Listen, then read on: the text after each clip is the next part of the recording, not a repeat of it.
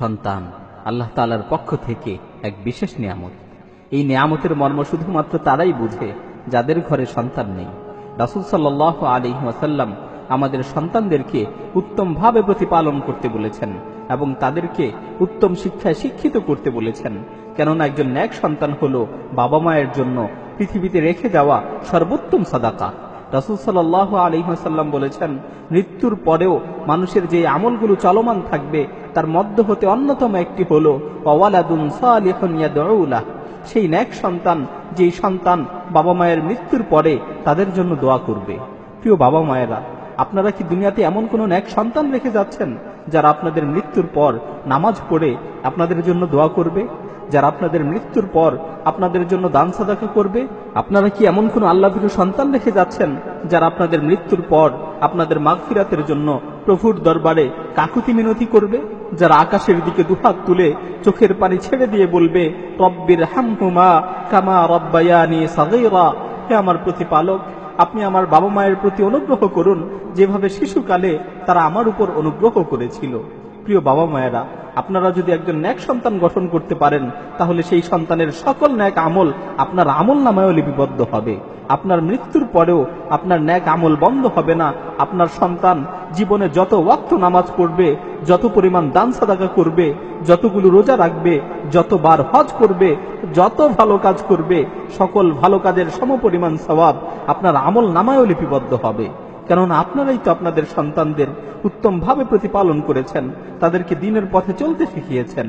আল্লাহ তাআলা পবিত্র কালামে মাজিদে ঈমানদারদের লক্ষ্য করে বলেন, ইয়া আইয়ুহাল্লাযীনা আমানু কু আনফুসাকুম ওয়া আহলিকুম নারা, হে ঈমানদারগণ, তোমরা নিজেরা জাহান্নামের আগুন থেকে বাঁচো এবং তোমাদের পরিবার পরিজনদের জাহান্নামের আগুন থেকে বাঁচাও।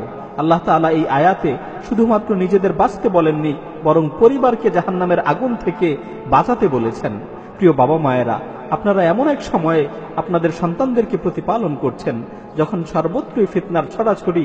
এজন্যই সর্বদা সাবধান থাকবেন এই ভয়াবহ ফিতনা যাতে আপনার পরিবারকে গ্রাস করতে না পারে। আপনার সন্তান যাতে কিছুতেই এই ফিতনায় নিমজ্জিত না হয়ে যায়। আপনার সন্তানকে উত্তম চরিত্রে চরিত্রবান করুন। আপনার সন্তানকে সর্বদা সদাচার শিক্ষা দিন, সর্বদা তাকে ভালো কাজে সহায়তা করুন এবং খারাপ কাজ থেকে বিরত রাখুন। আপনার সন্তানকে দ্বীনি শিক্ষায় শিক্ষিত করুন। আপনার সন্তানকে আল্লাহভীরু সন্তান হিসেবে গড়ে তুলুন। প্রিয় বাবা মা, সন্তানের জন্য বেশি বেশি করে আল্লাহর কাছে দোয়া করুন, কেননা বাবা মায়ের দোয়া আল্লাহ তাআলা কবুল করে থাকেন।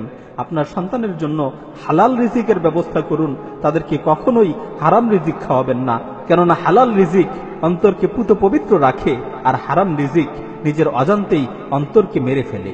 হে ওই সকল বাবা মায়েরা যারা নিজেদের সন্তানদেরকে উত্তমভাবে প্রতিপালন করছেন না, যারা নিজেদের সন্তানদেরকে দিনদার সন্তান হিসেবে গড়ে তুলছেন না, আপনারা মনে রাখবেন আপনার সন্তান জীবনে যত খারাপ কাজ করবে তার সমপরিমাণ গুনাহ আপনার আমল নামায়ও লিপিবদ্ধ হতে থাকবে। কারণ আপনার সন্তান আপনার কারণে খারাপ হয়েছে।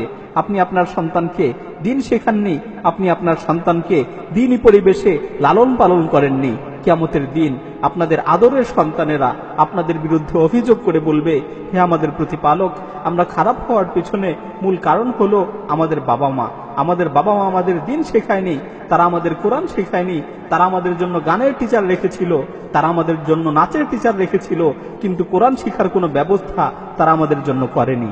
তারা আরো বলবে, হে আমাদের প্রতিপালক, আমাদের বাসায় দিন পালনের কোনো পরিবেশ ছিল না, আমাদের বাসায় কেউ নামাজ পড়তো না, কেউ রোজা রাখতো না, কেউই ইবাদত করতো না, বাসায় সারাদিন বসে বসে সবাই টিভি দেখতো, আমিও তাদের সাথে বসে বসে টিভি দেখতাম। আমাদের বাবা মা কেউই কখনো এই হারাম কাজগুলো থেকে আমাদের বারণ করতো না। এই অভিযোগ করে সে চিৎকার করে বলবে, রব্বানা আতিহিম দি'ফাইন মিনাল আযাব, হে আমার প্রতিপালক, যেহেতু আমি তাদের কারণে পথভ্রষ্ট হয়েছি, যেহেতু আমি তাদের কারণে গুনাহগার হয়েছি, যেহেতু আমি তাদের কারণে খারাপ হয়েছি, আপনি তাদেরকে দ্বিগুণ শাস্তি দিন, আপনি তাদেরকে দ্বিগুণ শাস্তি দিন। হে বাবা মায়েরা, সেদিন আপনার সন্তানের এই অভিযোগের ব্যাপারে আপনাদের কি জবাব রয়েছে? সেদিন আল্লাহ তাআলার সামনে আপনি কি জবাব দিবেন? প্রিয় বাবা মায়েরা, আপনারা আপনাদের সন্তানদেরকে প্রতিপালনের ব্যাপারে আল্লাহ তাআলাকে ভয় করুন। আপনাদের সন্তানদেরকে ইসলামী শিক্ষায় শিক্ষিত করুন। আপনাদের ঘরগুলোতে দ্বীনি পরিবেশ তৈরি করুন। দোয়া করি আল্লাহ তাআলা যেন আমাদের সকলকেই নেক সন্তান দান করেন এবং আমাদের কলিজার টুকরো সন্তানগুলোকে তার দ্বীনের জন্য কবুল করেন। আমিন।